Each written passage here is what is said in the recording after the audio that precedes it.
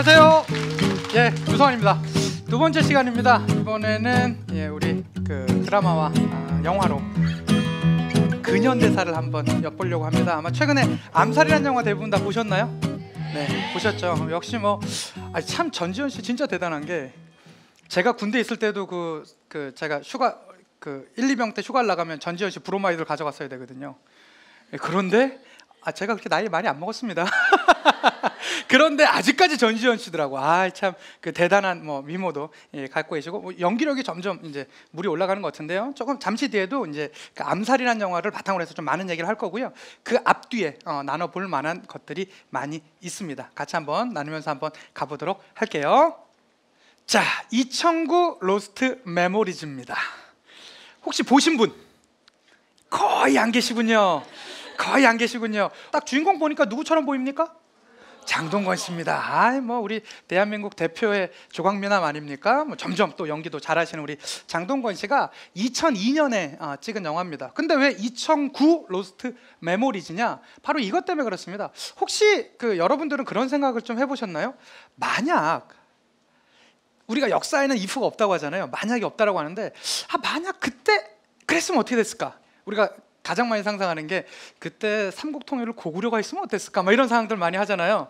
아니면 백제가 있었으면 이런 생각도 이제 해보게 되고요. 임진왜란 때 이순신 장군이 안 계셨더라면 어땠을까? 이런 생각도 해보고 많이 생각들 해보지 않습니까? 그런데 이 영화는요, 과감하게 그 역사의 if를 갖다 붙입니다. 만약에 1909년 안중근 의사가 이토 히로부미를 만약 의거하지 않았었다면 어떻게 됐을까? 에서부터 시작이 됩니다. 실제로 이 영화를 딱 시작하면요, 조선이 없어요. 조선이 없어요. 보니까 여기는 다 누가 있냐면, 제가 유성환 아니라 나카무라, 스즈키가 앉아 있는 거예요. 우리는 다 일본 사람들인 거예요. 마치 조선이란 옛날에 우리나라 마한이나 옥저, 동해 이런 나라들처럼 옛날에 그냥 있었었던 나라 정도로 끝납니다. 우리가 이런 사람들 없잖아요. 어디 전라도나 충청도 계시다고 나 마한 지역 출신이야 이런 사람들 없잖아요. 막 그랬던 것처럼 이제는 그 시작을 알 수 없는, 그냥 옛날에 우리가 그냥 그 족속이었어, 우리는 다 그냥 일본 소울이야 이렇게 하고 있는 거예요. 일본 스피릿으로 그냥 살아가고 있는 거예요. 옛날에 그런 나라가 있었다 카더라 정도. 근데 알고 봤더니 이 역사는 조작된 역사입니다. 2009년에 왔었는데, 지금의 역사가 쫙 가서 2009년이 됐었는데, 그 당시 일본인들이요 100년 전으로 돌아가는 타임머신의 키를 발견해요. 그리고 100년 전으로 돌아갑니다. 그리고 나서는 안중근 의사의 의거를, 이토 히로부미 의거를 막습니다. 그리고는 어떻게 됩니까? 2차 세계대전에서 그들은 승전국이 됩니다. 패전국이 아니라. 그래서 이 한반도는 여전히 다 일본 땅이 돼 있고 지금에 이르게 되었었다. 그런데 다시 한번 100년 전으로 돌아가는 그 키를 가져와서 어디로 간다? 100년 전으로 또 돌아가요. 그래서 이 잘못되어 있던 어그러진 역사를 다시 돌려놓는다라는 게 이 영화의 주제입니다. 상당히 한 번쯤은 생각해 볼 만한, 그리고 우리나라의 독립운동의 역사를 생각할 때 정말 이럴 수도 있겠구나 라고 판단되는 영화가 바로 이 2009 로스트 메모리즈입니다. 한 번쯤 꼭 보셨으면 좋겠어요. 아마 찾으려면 여러 군데서 또 찾을 수 있을 테니까 한번 보셨으면 좋겠고, 우리나라 역사 영화를 얘기할 때, 특히 근현대사의 독립운동을 얘기할 때 꼭 빠짐없이 기억해 줬으면 좋겠다라는 영화가 바로 이 2009 로스트 메모리즈입니다. 기회 되시면 한번 꼭 보셨으면 좋겠고요. 자, 당시의 배경은 이렇게 돼요. 1904년에서 5년 사이에 뭐가 있었습니까? 러일 전쟁이 있었습니다. 러일 전쟁이 이기고요, 그들은 우리에게 을사늑약을 강요합니다. 우리는 외교권도 빼앗겼고요, 통감부가 설치돼서 우리나라가 간접적인 지배받는 체제가 되었습니다. 고종은 끊임없이 저항했습니다. 그래서 1907년, 우리 아마 많이 아시는 어디에 뭘 파견하죠? 헤이그에 특사를 파견하게 됩니다. 그게 빌미가 돼서 우리의 고종 황제께서는 강제로 퇴위당하십니다. 우리나라 군대도 해산이 되어버리고 말았죠. 자, 그래서 일어났던 게 이제 정미의병이고요. 자, 이런 의병들 말고도요, 우리 이 울분을 참을 수가 없는 거예요. 이런 나쁜 일본 놈들, 그러고 있는 과정 가운데 1908년에 스티븐스라는 사람이 있습니다. 스티븐스가 누구냐면요, 당시에 일본에서는 외교 고문으로 파견되었던 사람인데, 그 사람이 미국인입니다. 미국인인데 우리나라 외교 고문으로 파견됐던 사람인데, 미국을 막 다니면서 막 그런 말을 하고 다니는 거야. 내가 조선에 좀 있어 보니까 조선 사람들은 오히려 식민지를 더 원하는 것 같다. 오히려 조선 사람들은 일본에 더 고마워하고 있다. 막 이런 말을 막 미국인들한테 하고 다니는 거예요. 미국 사람들은 당시에 조선이었는데 알지도 못할 텐데, 그래? 그럼 일본 참 좋은 애들이구나, 이렇게 이제 생각하고 있는 거죠. 그 말을 듣고 우리 조선 사람들이 가만히 있었겠습니까? 피가 막 거꾸로 솟죠. 그래서 어떻게 됩니까? 장인환과 전명훈이 찾아갑니다. 샌프란시스코로요. 근데 이 둘은요, 참고로 얘기하면 공범이 아닙니다. 같이 간 게 아니에요. 완전 일면식도 없는 사람입니다. 그래갖고요, 먼저 전명훈이요 가서 이 나쁜 스티븐스 해갖고 나오는데 총이 안 나가요. 기차 앞에서 총 쏘는데 총이 안 나가요. 이거 어떻게 합니까? 보통 그렇게 하면 이제 오늘은 실패다, 다음 기회, 이러고 이제 올 거 같잖아요. 총이 안 나와요. 어떻게 합니까? 마음이 급하니까 가서요, 육박절 막 벌이고 있는 거예요. 이 새끼 나쁜 놈, 이러면서 막 이제 하고 있는 거예요. 그런데 딱 와서 스티븐스가 어디 있지? 그래서 이제 장인환 씨가 와서 딱 보니까 많이 보더니 뭐 스티븐스랑 싸우고 있는 거예요. 막 조선 사람들 막 이러고 있을 거 아니에요. 그러니까 이거 어떻게 된 거야? 그래갖고 총을 갖고 뛰어가서요, 총을 쏩니다. 3발을 쏘는데 한 발은 전명훈 씨가 맞아요. 전명훈 씨가 맞습니다. 2발은 스티븐스가 맞습니다. 그래서 이제 전명훈 씨가 맞은 건 이제 어깨 쪽에 맞아갖고 뭐 큰 그건 없었고요. 이제 스티븐스가 맞아서 며칠 뒤에 이제 사망하게 되는 그러한 모습을 보여줬습니다. 우리 민족의 기계를 보여줬던 바로 그 장면이었었고요. 그 다음에 있었던 게 바로 이 안중근 의사의 이토 히로부미 저격 사건입니다. 그런데 그 이토를 저격하고 나서요, 그 안중근 의사는요 당당하게 나 뭐 잘못했다 이런 게 아닙니다. 법정에 가서 당당하게 얘기합니다. 난 의병으로서 적군을 죽인 것이다. 내가 이토를 죽일 수밖에 없었던 이유는 15가지이다. 첫째, 우리 명성황후를 희한 죄, 고종을 강제로 퇴위시킨 죄, 이런 논리적으로 다다다다닥 설명합니다. 재판장이 감복을 해요. 뭐 저런 사람이 다 있어? 막 이런 식으로 해요. 저런 사람이 다 있어. 그런데도 당시에 워낙에 이제 일제가 이토가 워낙에 그 집중적으로 아주 그 큰 거물이었기 때문에요. 그 거의 막 재판장을 몇 번을 바꾸고 막 이렇게 이제 하면서 결국에는 사형을 내립니다. 근데 그 사형을 내리고 나서 그 다음에 안중근 어머니가 대단하십니다. 뭐라고 그러냐면 편지를 씁니다. 수의와 함께 편지를 써요. 내가 볼 때 세상에 이런 엄마가 또 있을 수 있을까 싶은데요. 편지 내용은 다음과 같습니다. 사형이 이제 내려진 거예요. 이제 상고를 할 것인가 말 것인가. 이제 법적 체제는 한 번으로 끝나는 게 아니라 내가 만족하지 않으면 뭐 상고한 거 이렇게 할 수가 있잖아요. 근데 그 딱쯤에 엄마가, 그러니까 그 안중근 의사의 어머니께서 편지를 보냅니다. 아들에게 사형 판결을 받은 1심에서 사형 판결을 받은 아들에게 이 편지를 내보냅니다. 만약 네가 늙은 어미보다 먼저 죽는 것이 불효라 생각한다면 이 어미는 웃음거리가 될 것이다. 너의 죽음은 너 한 사람의 것이 아니라 조선인 전체의 공분을 짊어매고 있는 것이다. 내가 항소를 한다면 그것은 일제에게 목숨을 구걸하는 것이다. 내가 나라를 위해 한 일인즉 땀만 먹지 말고 죽으라. 너의 수의를 지어 보내니 이 옷을 입고 가거라. 실제로 그렇게 생각했답니다. 어차피 넌 의로운 일을 했다. 난 네가 부끄럽게 되지 원치 않는다. 어차피 그걸 해봤자 살 가능성은 크지 않다. 당당하게 그 죽음을 맞고, 실제로 제가 다 읽지는 않았는데요, 그 다음에 무슨 내용이 있냐면 다음 생에 되면 너는 그냥 일반적인 평민의 자식으로 태어나 평범한 삶을 살길 바란다. 이 생은 너와 함께해서 행복했다. 뭐 이런 내용으로 이제 정리가 됩니다. 그래서 참 그 아들의 그 어머니시죠. 그러한 멋진 모습들이 있었고요. 그래서 우리는 늘 그렇게 생각합니다. 제가 그런 말을 자주 하게 되는데요. 역사를 잘 공부하게 되면 진짜 감사하게 된다. 감사하게 된다. 우리가 지금 이렇게 누리고 있는 게 너무나 당연하게 느껴지죠. 그렇지만 역사는 그렇지 않다라고 얘기합니다. 이건 너무나 수많은 분들의 피와 땀으로 우리의 이 당연한 게 이루어지고 있다라는 거 꼭 생각해 주셨으면 좋겠고요. 드디어 나왔습니다. 바로 그 암살입니다. 최근에 암살 보신 분 한번 손 들어주시기 바랍니다. 아직도 안 보신 분이 꽤 계시군요. 손 내려주시고요. 암살 한번 들어보도록 하겠습니다. 저는요, 암살이라는 영화를 일부러 2번 봤습니다. 왜 봤냐? 나로도 한 명 더 그거 해주려고 좀 더 많이 봤으면 좋겠다 싶었거든요. 원래 충무로에는 그 얘기가 있었대요. 다른 건 다 몰라도 독립운동 영화 하지 마라. 요거 있었대요. 독립운동 영화 하면 망한다. 이런 게 우리나라 그 영화계에 속설처럼 있었답니다. 그런데 저는 이 영화를 딱 보자마자 야 이건 정말 잘 됐으면 좋겠다. 막 홍보를 하고 다녔습니다. 그리고 실제로 너무 잘 돼서 너무 다행입니다. 저는요 그 장면이 너무 좀 멋스럽고 좋았어요. 그 시작되는 장면 있지 않습니까? 그 약산 김원봉에 대해서 다시 한번 이제 생각하게 하더라고요. 거기 보면 조승우 씨로 연기를 하죠. 너무 인물을 잘 뽑았어. 일단 조승우라는 배우의 그 네임 파워가 너무나 좋았고 그 화면에서 비춰지는 그 이미지가 약 선생이 젊었을 땐 참 저러지 않았을까 싶은 생각이 이제 들 정도로 이제 탁 장면 하잖아요. 1933년 항저우에 우리나라 임시정부 이동돼 있었는데 배를 타고 오면서 딱 그러지 않습니까? 나 밀양 사람 김원봉이요 딱 하고 나오는데 너무나 그 이미지랑 잘 맞는 거야. 생각해 보세요. 제가 남양주 사니까 남양주 비하는 거 아닙니다.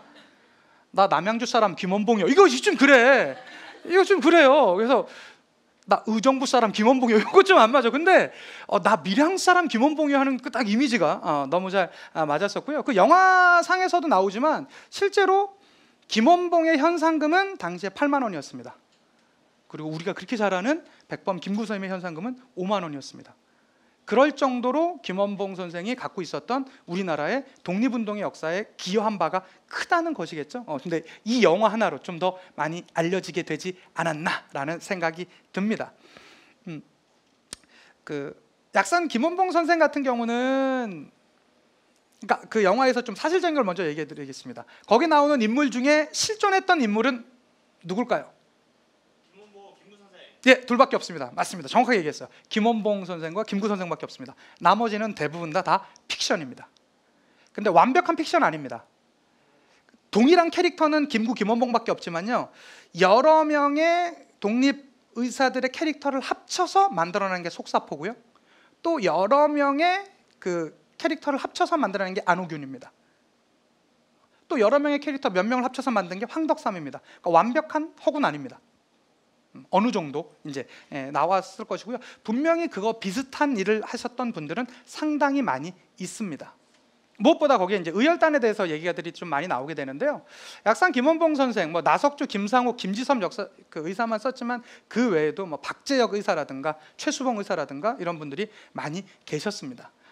그 의열단은요 만주 지역에서 사실은 요거 그 신흥 무관학교라고 들어보셨어요? 우당 이회영 선생께서 당시에 그 자산억이 한 700억 정도 됐다는 거 아닙니까? 근데 그걸 제가 700억이라고 하는데 이제 나라를 더 빼앗겨서 어쩔 수 없으니까 그 명동 일대 그 땅을 아주 헐값에 팔아갖고 가져간 돈이 지금으로 치자면 한 600억 정도 됐다라고 추정하는데요. 그거는 그냥 다른 환산 가치가 그런 거고요. 아마 지금 단위로 하면요 수조가 넘을 겁니다. 왜 그러냐면 망우동에서 지금의 중랑구 망우리 그쪽에서 서울 명동까지 들어가는데요. 이 그 우당 이회연 선생 집안의 땅을 밟지 않고는 들어갈 수가 없었대요. 그러면 그 땅을 한번 다 계산해 보면 아마 수조는 넘어갈 것 같습니다. 제가 볼 때 명동 일대가 전부 다 그 집안 땅이었었다고 하니까. 근데 그분들이 결국에는 그 노력해서 얻어낸 걸로 만들어낸 게 뭐죠? 신흥 강습소. 그리고 그게 이름이 바뀐 게 신흥 무관학교입니다. 신흥 무관학교가요. 1910년대 후반에 마적단한테 사실은 그 학교가 털려요. 그래서 거기에서 실망을 합니다. 김원봉 선생이. 그래가지고 이런 무관학교가 다 있어. 군인 양성한 다음에 어떻게 중국 마적단한테 털려. 그래서 나와버려. 그리고 자신의 뜻과 함께 하는 13명의 청년 동지들과 함께 만들어낸 단체가 바로 저기 있는 의열단입니다. 우리는 힘으로써 일제에 저항할 거다 라고 얘기하는데요. 제가 이렇게 의열단 얘기를 많이 하면 늘 하는 질문이 좀 남자 놈들 중에 좀 생각 역사에 대해서 많이 한 놈들이 늘 이런 질문 많이 합니다. 선생님, 아니 알카에다랑 도대체 우리나라의 의열 활동이랑 다른 게 뭡니까? 무력으로 가서 그들 죽인 거잖아요. 얘기하는데요. 그 답이 어디에 있을까요? 영화상에 있습니다. 영화상에 얘기하죠. 그 속사포랑 황덕삼이랑 안홍균이랑 모아놓고 딱 더 질문 없나? 라고 얘기를 하니까 저 질문 있습니다.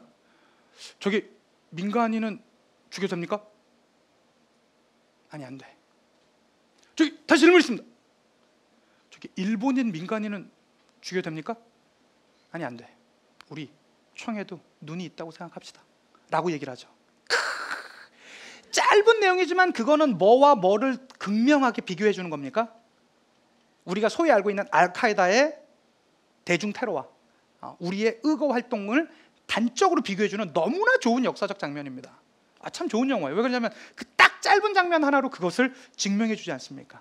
참 인상적인 그런 이제 장면이었었고요. 1923년 가면 조선혁명선언 같은 것들이 좀 이제 나오기도 했었다라고 하면 좋겠고요. 그 다음에 이 의열단을 제가 생각할 때마다 참 그 가슴 아픈 장면 중에 하나가 그 독립이 되고 나서 그 김원봉 선생이 하는 장면 기억나요?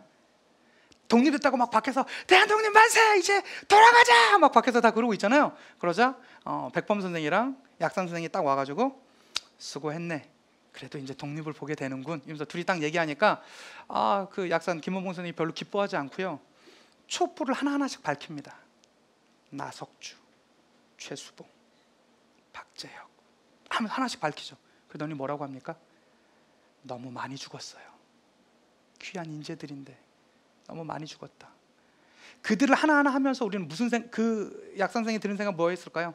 내가 대신 죽었어야 되는데 너를 사지로 내보냈구나. 그 장면 너무나 슬픈 장면이거든요. 진짜로 그 의열단의 많은 사람들이 목숨을 바쳐서 구했던 이 국가, 내가 이 국가에서 정말로 부끄럽지 않게 잘해보겠다라는 생각, 그리고 내가 너를 잊지 않겠다라는 생각으로 촛불을 밝히고 있는 것이거든요. 참 멋진 장면이죠. 그런데 안타깝게도 그렇게 우리나라 독립운동사에 가장 큰 영향을 주었었던 약산 김원봉 선생이 우리나라에 들어와서 독립 이후에 들어와서 이후의 삶은 어땠습니까? 정말로 가슴 아픕니다. 당시에 그것도 친일 경찰 중에 가장 악질 친일 경찰 노덕술한테 잡혀갑니다. 노덕술한테 잡혀가서 어떻게 됩니까? 온갖 모욕을 당합니다. 선생님, 근데 제가 그 장면도 좀 그랬지만 거기 보면 그 장면 나오잖아요. 영화 마지막 장면 보면 그 나이 많게 보이는 이정재 씨가 친일 경찰이잖아요. 그래서 너 친일파지? 그러면서 이제 반민특위 이렇게 열렸었는데요. 반민특위 열고 하니까 갑자기 사람들이 막 뭐라고 하니까 딱 옷을 막 벗잖아요. 그러더니 내 몸에 총이 6발이 있어요. 이러면서 막 딱 얘기를 하잖아요. 기가 막히죠? 네. 사극 연기해도 되겠죠? 그래서 6발이 있어요. 하바로스크에서 1932년, 1911년에 데라우치 총독 암살 사건 이러면서 막 얘기를 하잖아요. 연기를 너무 잘했고 나도 막 현혹되겠어. 그랬구나. 나도 그런 생각이 들더라고요. 그런데요, 당시 친일파들이 다 그랬습니다. 내가 민족을 위해서 친일 형태를 가져갈 수밖에 없었더라고. 다 그랬어요. 그리고 가장 큰 문제는 당시에 친일 경찰들이었습니다. 독립을 맞자마자 친일파들은요 정말로 긴장했을 거예요. 야, 이제 끝났다. 그 영화에서도 보면 그 장면이 나오잖아요. 당신 왜 그렇게 친일을 했어? 라고 묻자 이정재가 얘기합니다. 그땐 해방이 될지 몰랐으니까 라고 얘기해요. 아마 그거는 친일파들의 동일한 생각이었습니다. 그 강성해 보였었던 일본이 무너질지 몰랐을 거예요. 그랬기 때문에 그들은 그냥 친일활동, 자신의 민족, 같은 민족 사람들을 더 가혹하게 고문하면서 또 진급하는 그러한 정말로 말도 안 되는 모습들로 살아갔을 것입니다. 왜요? 해방이 될지 몰랐으니까요. 광복을 맞을지 몰랐으니까. 그런데 그들 입장에서는 너무나 어이없게도 광복을 맞았습니다. 그럼 그들은 어떻게 했겠습니까? 야, 이거 큰일 났다. 도망가자. 돈 있는 사람은 일본으로 도망갔을 거예요. 돈 없는 사람은요, 광복 맞자마자 막 산으로 들로 도망갔습니다. 야, 이거 큰일 났다. 큰일 났다. 이거 이제 완전 우리 인생 종쳤다 라고 생각하고 있는데 우리나라의 해방 이후의 역사는요 완전히 다른 장면으로 돌아갑니다. 어떻게 돌아갑니까? 미 군정이 바로 1949년 9월에 들어옵니다. 그들 입장에서 안정이 더 중요하잖아요. 새로운 공무원 다 뽑아서 새로운 경찰을 하려면 교육하는데 너무 힘이 들잖아요. 야, 우리는 민족 감정이고 뭐 이런 거 필요 없어. 일 잘하는 사람이 중요해. 너 경찰 일 하라니까. 죄송해요, 저 친일파였는데. 괜찮아. 그냥 해 라고 합니다. 실제로 친일 경찰과 관료들을 그대로 등용합니다. 너무나 가슴 아프죠. 그런데 그 영화에서도 잠깐 나오는 것처럼요, 시간이 지나갔더니 미군정에서는 자신들이 계속 일을 할 수 있었거든요. 그래서 이제 미군정은 있었습니다. 문제는 1948년 8월 15일 우리나라가 정부가 이제 다시 이제 정부가 세워졌었죠. 당시에 민족적 감정이 너무 있었기 때문에 친일파 빨리 처벌하자라고 어마어마하게 많은 운동들이 나타났습니다. 그래서 어쩔 수 없이 반민법이라는 반민족 행위자 처벌법을 만들었었고요. 그것을 조사하기 위한 반민족 특별조사위원회가 꾸려졌습니다. 우리가 소위 말하는 반민특위죠. 약 2년간의 조사 활동을 했었고요. 10명의 국회의원들로 조성이 돼 있었어요. 그런데 제일 먼저 잡혀간 사람이 당시 우리나라 최고의 갑부라고 하는 박흥식이거든요. 화신백화점 사장. 거기 그 영화상에도 조금씩 나오는 그 아마 강인국이라는 인물이 그 정도 인물과 약간 대비되는 비슷한 인물이 아닌가 싶은 생각이 들었었고요. 어쨌든 아주 우리나라 최고 권력가입니다. 그 다음에 문학가들, 이광수, 최린 이런 사람들 막 잡아갑니다. 그러다가 이젠 경찰의 가장 상징적인 친일 경찰 누가 잡혀갑니까? 노덕술이 잡혀갑니다. 경찰은 움직이기 시작합니다. 경찰 수뇌부들은 쿨한 거죠. 왜? 노덕술이 유죄 떨어지면 어떻게 돼요? 나도 유죄입니다. 이건 큰일 나요. 내가 이제 경찰 생활 계속 할 수가 없었습니다. 그래서 그들이 실제로 움직였었고요. 영화에서처럼 그들은 아무런 혐의 없음으로, 의심은 가지만 증거 불충분으로 등등의 이유로 결국엔 무죄 판결을 받고 끝납니다. 이랬던 것처럼요. 내 몸에 총알이 6발이 있어요. 이런 식으로 막 말도 안 되게 해요. 나 사실 그 정도로 안 하고 그 당시에 산 사람이 어디 있니? 라고 막 뻔뻔하게 얘기하게 하고요. 사실은 내가 너네한테 얘기 안 해서 그렇지 내가 독립운동가는 좀 살살 해줬어. 뭐 이렇게 얘기도 하고요. 정말로 말도 안 되는 그러한 그 말들을 하면서 우리의 마음을 더 아프게 했습니다. 너무나 안타깝게도 36년의 일제 강점기가 있었는데요. 우리는 친일파 반민족 행위자들을 처벌하지 못하는 아픈 역사를 갖고 있습니다. 자, 이런 얘기하면 우리 어떻습니까? 너무 마음이 힘들잖아요. 아, 이게 뭐야? 과연 이런 역사를 배워야 돼? 라는 생각이 듭니다. 예, 그러니까 더 배워야 됩니다. 그러니까 더 배우셔야 돼요. 이 영화의 주제가 뭔지 아세요? 제가 생각하는 이 영화의 최고의 멘트, 뭐 거기 나오잖아요. 뭐 그 많은 분들은 제가 인터넷 막 찾아보니까 그런 거 하시더라고요. 네가 독립운동한다고 뭐가 바뀌어? 라고 하정우 씨가 하와이 피스토리 얘기하잖아요. 뭐 내가 한두 명 죽인다고 독립이 오겠냐고? 아니, 그렇지만 알려줘야지 우리가 싸우고 있다는 걸. 뭐 이런 얘기들 하잖아요. 그렇지만 제가 볼 때는요, 그거보다 더 중요한 멘트는 뭐냐면요, 이거예요. 삼천불 우리 잊지 마, 이겁니다. 우리가 잊지 않는 거. 역사는요, 잊지 않으면 이길 수 있어요. 그 삼천불은요, 거기서 나오는 전지현 씨를 말하는 게 아니에요. 영화에서 말하는 건. 삼천불은 누구냐면요, 이 시대를 살고 있는 우리 모두를 얘기하고 있는 거예요. 우리가 그들의 그 독립운동의 과거를 잊으면, 그 모습들을 잊어버리면 우리는 아무것도 없이 돼요. 너무나 간단한 멘트 같지만 이게 그 영화의 핵심이자 사실 오늘의 주제입니다. 삼천불 우리 잊지 마, 내가 있어서 니네가 있는 거야 라는 그 멘트를 같이 기억하시면서 가셨으면 좋겠습니다. 알겠죠? 사실은 여기 한인애국단과 윤봉길, 그 이봉창, 윤봉길은 또 저기 또 제가 전문 파트인데 거기까지 버리면 다른 영화 설명을 못 하니까 넘어가고 다른 영화로 한번 가보도록 하겠습니다. 태극기 휘날리며입니다. 아, 봤어요? 벌써 감동의 물결. 일단은 이거 주연 배우가 누구죠? 장동건, 원빈. 그러니까 이게 지금 우리나라 역사상 최고의 캐스팅이야. 아니, 남자 배우 이거보다 이상 있나? 아니, 제가 사실 이 강의 준비하면서 저도 웬만한 영화를 다시 한번 쭉 돌려봤거든요. 제가 찾고 있는 거.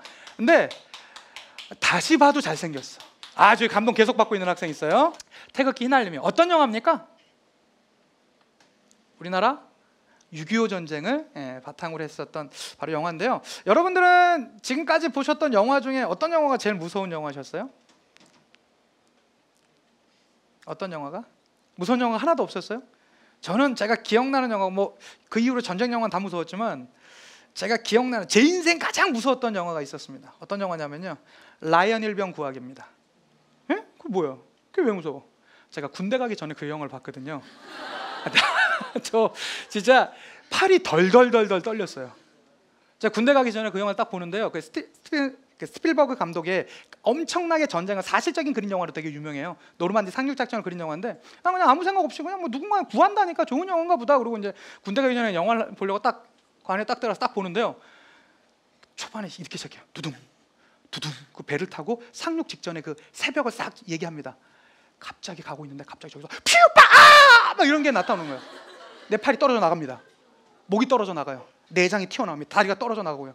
막 기어가는 사람들, 총알은 계속 빗발치고요. 그 장면을 딱 5분을 딱 보는데요, 그 이후로 전 지금까지 평화주의자가 됐습니다.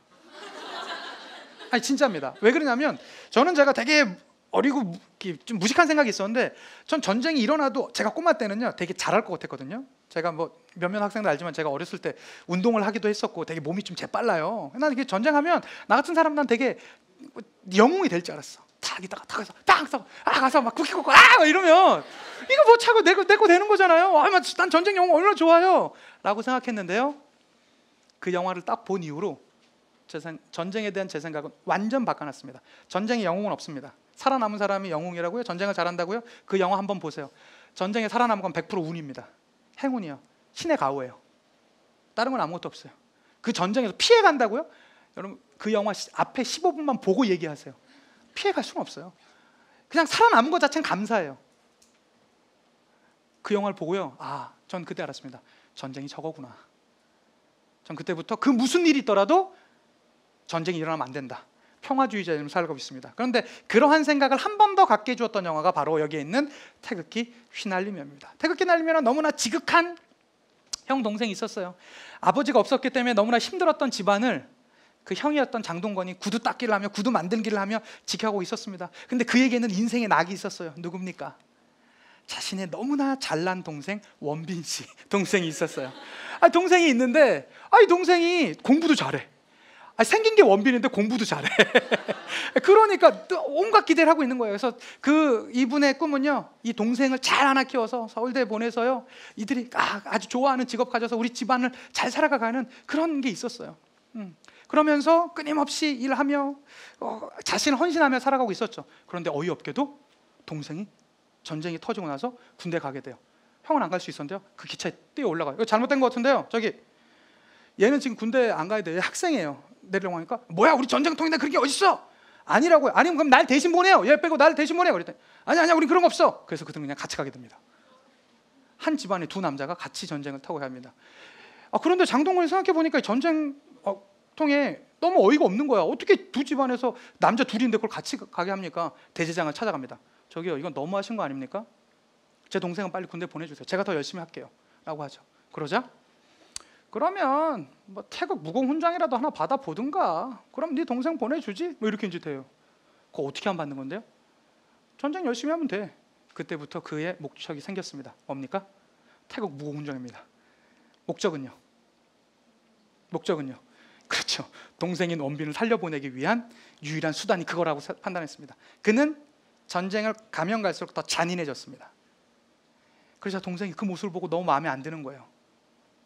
형, 이거 아니야, 이러지 마 라고 얘기하자 형인 장동건이요, 원빈을 보고 얘기하죠. 만약에 정말로 운이 좋아서 너랑 나랑 둘 다 살아갈 수 있다면 난 너무나 좋을 것 같다. 그렇지만 쉽진 않을 거야. 지금은 전쟁이니까. 그렇지만 우리 둘 중에 하나만 살아가야 된다라고 나한테 선택을 하라고 한다면 난 100이면 100번 널 살려보낼 거야. 내가 지금 이렇게 하는 거 조금만 기다려줘. 넌 집에 가서 엄니랑 잘 살 수 있어 라고 얘기를 하죠. 동생은 끊임없이 얘기합니다. 그거 아니라고. 그러면 그럴수록 형은 더 잔인해져요. 전쟁의 신이 돼가죠. 그런 모습을 보면서 동생과는 완전히 틀어지게 되었습니다. 결국에는 태극 무공훈장을 받게 되었습니다. 그런데 태극 무공훈장을 받을 때쯤 대대장이 바뀌어요. 그래서 야, 내가 그 약속했어? 난 몰라 라고 가버려요. 그러자 그들은 흥분하게 되었었고요.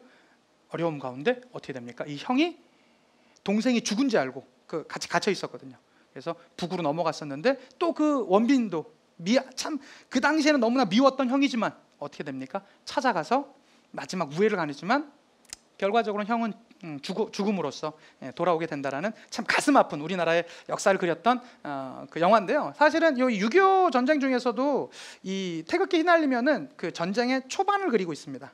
초반을. 실제로 전쟁이 어떻게 이루어지게 되었었죠? 빵 터지게 되면서 북한의 남침으로 쭉 우리 밀렸습니다. 낙동강 방어선이라고 하는 낙동강을 유역으로 해서 쭉 밀리게 되었었죠. 1번으로 이제 되겠죠. 그러다가 9월 15일 1950년 9월 15일 인천 상륙작전으로 어떻게 됐습니까? 우리가 이제는 낙동강전에서 밀어 올리고요, 또 이 중부 지역을 다 장악하게 되었습니다. 쭉 올라갑니다. 태극기의 깃발을 딱 꽂기 직전에 그때 전쟁에 방관하고 있었던 당시에 중공군이라고 했었는데요, 중국군이 밀고 내려옵니다. 그때 중국군의 전술은요, 그 어마어마한 전술이 있었습니다. 어떤 전술인가요? 인해 전술입니다. 마치 사람을 바다처럼 그냥 쭉 몰려오는 겁니다. 그에 따르면 당시에 중국의 군인 수가 너무 많아서요, 소총을 다 못 줬다라고 할 정도의 그런 이제 일설이 들을 정도로 어마어마한 숫자가 쭉 밀고 내려오니까 우리가 어디까지 밀리냐면 평택 오산 라인까지 밀려요. 그러니까 서울을 다시 뺏기죠.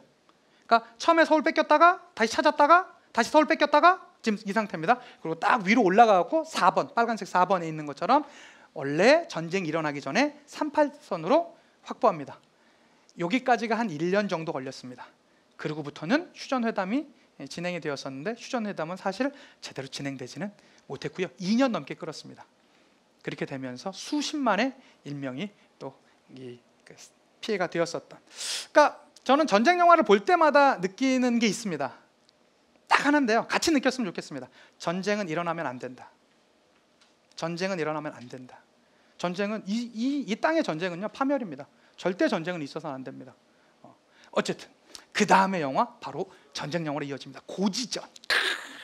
예, 근데 사실은 저는 둘 중에 따져보면요 전쟁의 의미를 생각할 때는 고지전이 더 좋았습니다. 고지전이 더 좋았습니다. 왜 그러냐면 이거는 그 전선이 고착된 이후의 전쟁 상태를 보여주는 거거든요. 이게 그들이 북한군과 우리 국군이 차지하기 위한 그 애록 고지가요, 코리아 스펠링을 거꾸로 쓰면 애록이 된다고 하더라고요. 그래서 결국에는 그들이 찾고자 했던 그 고지는 뭐냐면 우리나라 전체를 얘기합니다. 우리의 민족을 얘기하는 것이죠. 그런데 같은 민족을 얘기하고요. 전쟁의 마지막 장면에 보면 같은 노래를 그 전선에서 두 노래가 같이 불러요. 전선 야곡이라는 노래를 쑥 같이 부르는데 와, 제가 그 영화를 보면서 야, 우리가 이런데 도대체 왜 싸웠어야 되냐. 말도 통하고 같은 민족이고. 그런데 그 장면을 한 번쯤은 생각하게 해주었었던 영화 고지전이었습니다. 이 영화에 보면 그런 장면들이 나옵니다. 여기에 요새 제일 잘 나가는 배우죠. 유승용 씨가 그 북한군으로 나오거든요. 북한군에 나서 초반에 딱 한 다음에 되게 멋있게 나와요. 딱 거기서 이제 그 장교로 딱 나오는데 여기 신하균과 고수가 전쟁 6.25 전쟁 터지자마자 들어왔었던 아주 신참이었습니다. 잡았다가 그냥 풀어줘요. 그러더니 어이 일로 와보라고. 니네가 와 전쟁에 지는지 아니? 니네가 와 쫓겨나는지 알아? 그건 와 싸우는지 모르기 때문이야. 이 전쟁 일주일 안에 끝난다. 고향으로 내려가서 쉬고 있다. 조국 재건에 앞장서라고 가! 라고 해버려요. 그러고 나서 이제 이게 영화 초반이거든요. 영화 한참 진행되다가 그 장면이 나와요. 이 둘이 얘기합니다. 야, 그때 우리 근데 그 전쟁 초반에 그 되게 잘난 척하면서 했었던 애 있잖아.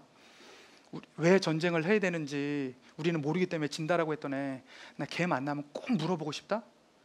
도대체 전쟁 왜 하는 거냐고. 근데요, 전쟁 영화 후반부에 만나요. 그래서 물어봐요. 근데 전쟁을 그때 왜 한다라고 했었는데 이유가 뭡니까? 말하니까요, 마지막 장면에서 유승용이 담배를 탁 하면서 그게 말이야, 내가 옛날에는 잘 알고 있었는데 너무 오래돼서 잊어버렸어 라고 합니다. 여러분, 전쟁이 시작할 때는 무언가 이유가 있을지도 모릅니다. 그런데 이거는 너무나 상징적으로 작가가 진짜 잘 썼어요. 이 고지전 작가가 누구냐면 뿌리 깊은 나무 선덕여왕 쓴 박상현 작가예요. 우리나라 최고의 작가죠. 거의 같은 맥락입니다. 거기서 뭐라고 하냐면 전쟁에 싸울 때는 어떻게든 이유가 있을지 몰라요.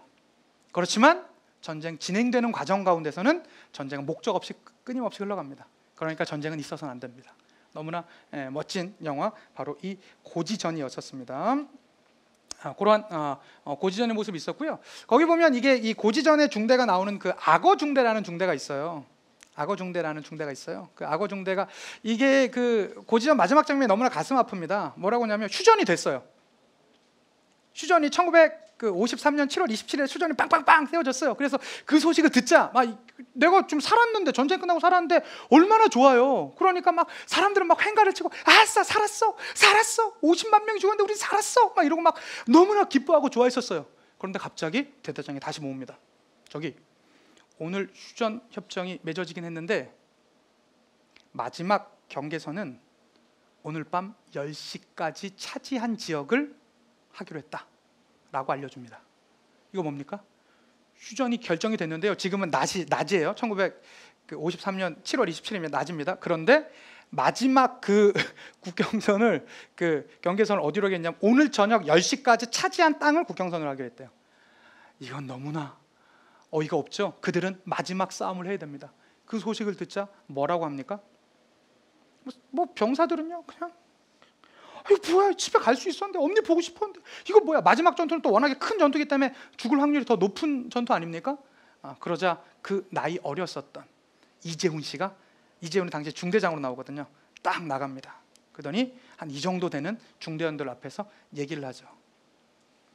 미군은 우리를 악어 중대라고 한다. 악어는 한 50개 정도의 알을 낳는다라고 하더라고. 그 중에 대부분은 다른 동물한테 잡아먹히지. 그리고 그들이 새끼로 바다로 기어나가다 보면 역시 다른 동물한테 잡아먹힌다. 50개의 알 중에 한 마리, 두 마리 정도만 살아남지. 그렇지만 그 알이에서 깨어난 그 작은 악어가 늪을 지배하지. 우리가 바로 악어다. 이 전선이 고착된 상태에서 50만 명이 넘게 죽었지만 우린 살아남았다. 이제 마지막 전투 한 번이 남았다. 마지막까지 살아남는 자가 강한 자이기 때문에 가장 강한 악어가 우린 이길 수 있다라고 나는 믿는다. 한번 싸보자. 누가 가장 강한가? 그러면 악어! 이래. 누가 가장 독한가? 악어! 이래. 그래, 우리가 악어다! 이러면서 이제 전쟁에 나가거든요. 그렇지만 이재훈의 말대로 그렇게 멋지게 끝나진 않고요. 마지막 대부분 죽음으로 끝나게 되는 그 장면이 너무나 이 가슴 아픈 영화 고지전이었습니다. 이 그 고지전에 보면 고수 씨랑 그 이제 신하균 씨랑 친구로 나오는데요. 거기 보면 그런 장면이 나와요. 고수가 초반에는 되게 전쟁에 대해서 무서워하고 막 기도만 하고 있다가 가면 갈수록 되게 독해지고 인간성을 잃어지게 되거든요. 그러자 신하균이 막 뭐라 그래요. 너 어떻게 그럴 수 있어? 막 이렇게 얘기하니까요. 고수가 그럽니다. 지금 전쟁이 일어난 지 3년째인데 내가 왜 안 죽는지 아니? 물어요. 난 수십 명, 수백 명을 죽였기 때문에 난 분명히 죽으면 지옥을 갈 거야. 그런데 신께서는 여기보단 더한 지옥이 없기 때문에 날 지금까지 살려주고 있는 것 같아. 네가 지옥을 아니? 라고 얘기를 하죠. 여러분, 전쟁은 지옥입니다. 그러니까 전쟁이 일어나면 안 돼요. 마지막으로 한 장면, 여기 이게 영화 아마 보신 분들 보면 포항이라는 단어가 나와요. 포항. 그 얘기는 안 돼! 막 이렇게 맨날 얘기를 하거든요. 근데 도대체 신하균이 저 포항이 뭐길래 하는데, 후퇴 작전을 하는데 배가 한 척밖에 없습니다. 1중대랑 2중대가 한꺼번에 못 타요. 한 배에 한 소대 정도만 탈 수 있습니다. 그 1소대랑 2소대랑 있는데 배가 한 척밖에 없어요. 한 소대밖에 그 배를 못 타요. 막 인민군은 저기서 막 공격해 오게 되는데요. 1소대가 먼저 딱 올라타서 이제 배로 딱 떠나려고 합니다. 그런데 2소대 애들이 여기 있으면 배 못 타고 가면 배는 없고 하니까 인민군한테 죽을 거 아니에요. 막 총을 서로 쏘면서, 우리 국군에서 총을 서로 쏘면서 아주 위기 상황에 있습니다. 자기가 아주 귀하게 여겼던 저 고수영이 옆에 막 귀에 이렇게 총을 맞죠. 그러자 이재훈 씨가 살짝 미쳐요. 그때 어떻게 됩니까? 기관총 쪽으로 가서요, 자신의 부대였었던 2소대 사람들이 막 타려고 하잖아요. 총을 쏘기 시작합니다. 그게 전쟁입니다.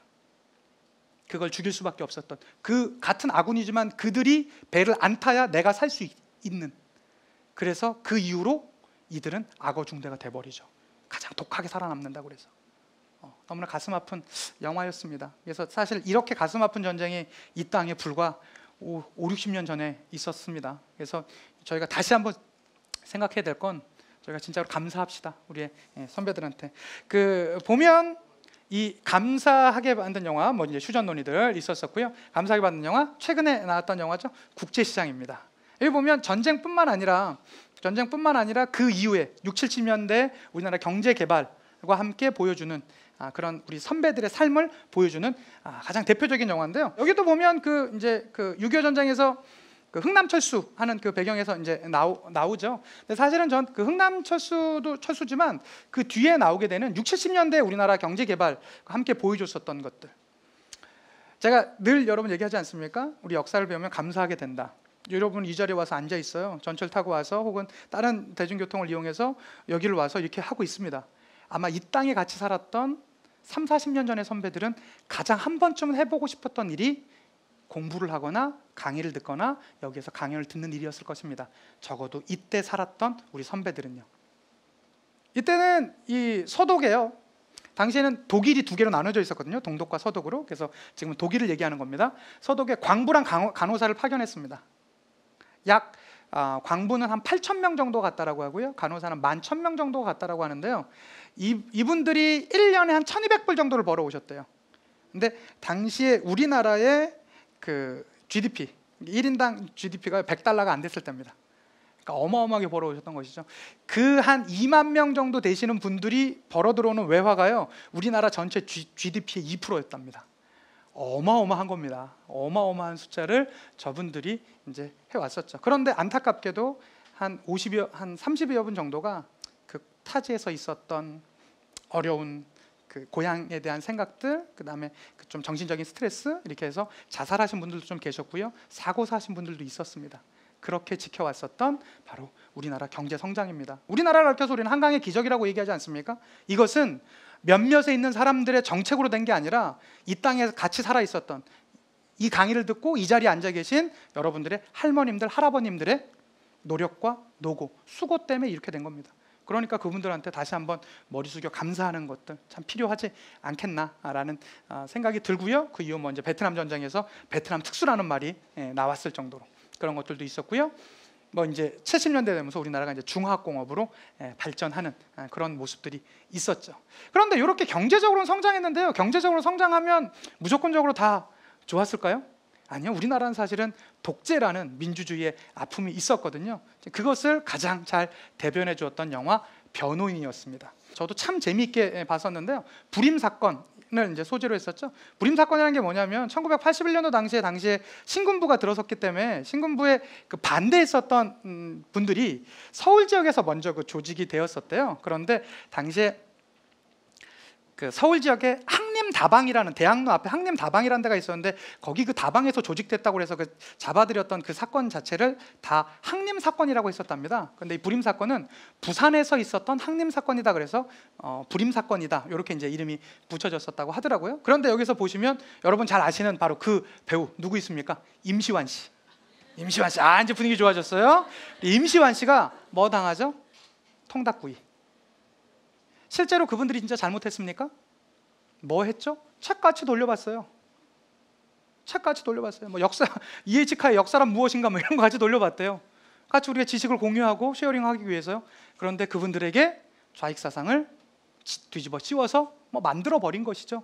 그렇게 해서 억울한 그 모습을 했었죠. 정말로 그 당시엔 그런 것들이 많았습니다. 60년대, 70년대, 80년대 우리나라 경제는 끊임없이 성장했지만 정치적인 안정이 불안했었기 때문에 사실 많은 문제들이 있었습니다. 거기에 끊임없이 저항하면서 이 땅의 민주주의를 위해서 살았었던 그 장면. 저는 그 임시완 씨가 고문당하는 장면을 보면서 이렇게 제가 이렇게 영화를 이렇게 주로 이렇게 다리 꼬고 많이 보거든요. 다리 꼬고 보는데 그 장면을 딱 보는데 저도 모르게 다리가 풀렸습니다. 뭔가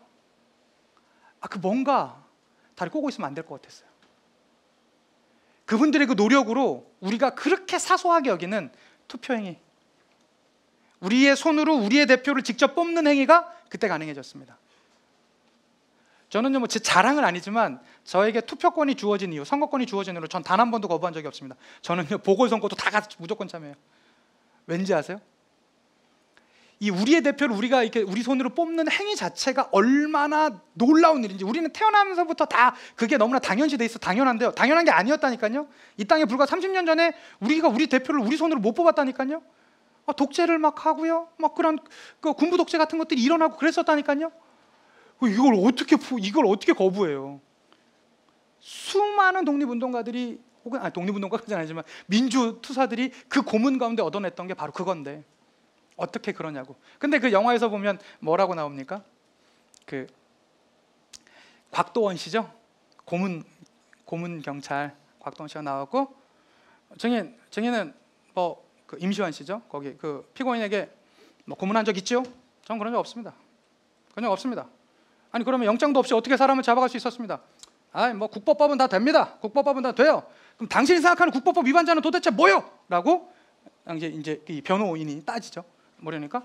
그건 내가 판단하는 게 아니야. 국가가 하는 거지. 라고 얘기합니다. 도대체 당신이 말한 국가는 뭡니까? 라고 묻습니다. 그러자 곽도원 씨가 딱 앉아있다. 변호사란 양반이 국가를 몰라? 라고 얘기를 하죠. 그러자 그 분위기에 눌릴 말도 하지만 우리 송광호 씨는요, 압니다. 잘 알지요. 국가요?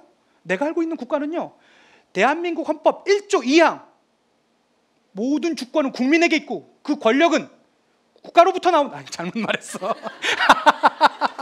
이거 하고 끝내야 되는데. 네, 약간 길어지기도 하고 그랬습니다. 나 요거 하나 준비했었는데 어제 밤새. 네, 다시 한번 하도록 하겠습니다. 압니다. 요거는 빼고 합시다. 그래서 제가 송강호 씨처럼 하려고 했는데 송강호 씨도 이걸 몇 달을 연습했다고 하더라고요. 그래서 어쨌든 모든 권력은 어디서부터 나오고요? 국민으로부터 나오고, 그 국민으로부터 주권이 나오기 때문에 이 국가란 곧 국민이다라고 얘기를 하는 것이겠죠. 그런데 그 얘기를 합니다. 네가 애국자 같나? 아니다. 너는 지금 이 군부 독자의 하수인이자 뿌락지일 뿐이다. 넌 아무것도 아니다 라고 얘기를 하죠. 그렇지만 당시에 돼 있었던 재판정이나 이런 것들은 그걸 제대로 받아들이지 못하고 다 이제 휴회돼 버리고 해버리죠. 그러고 나서는 또 막 옆에 변호사 그러잖아요. 네가 재판 다 망쳐놨다고. 그렇지만 시간이 지나 이 불임 사건은 2009년도 최종 무죄 판결을 받게 되었습니다. 죄가 없으면 무죄 받게 해야죠 라는 그 의견과 함께 모든 권력은 우리부터 나옵니다. 그러니까 우리 뭐 합시다? 투표합시다. 그거 제일 중요합니다. 역사에서 배우는 거 그거 하나 더 실천해 주시면 더 좋을 것 같고요. 저희가 지금 우리가 적지 않은 시간에 걸쳐서 2시간 정도 얘기를 했습니다. 조금 더 재미있게 하려고 노력을 했었는데 사실은 재미만 제가 개그 프로그램 개그맨은 아니기 때문에 없었고요. 그 중간중간의 내용 제가 드리는 그런 메시지들을 아마 잘 받지 않으셨을까 싶습니다. 짧지 않은 강의 들어주셔서 너무나 감사드리고요. 우리가 영화를 볼 때마다 혹은 역사를 배울 때마다 드라마를 볼 때마다 생각해야 되는 건 뭘까요? 우리가 그때의 관점으로 그들을 이해합시다.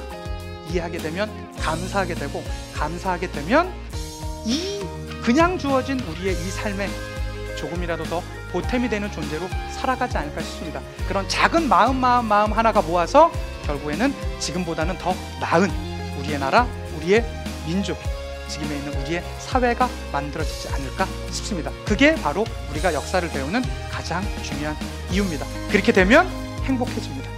우리 같이 행복합시다. 감사합니다.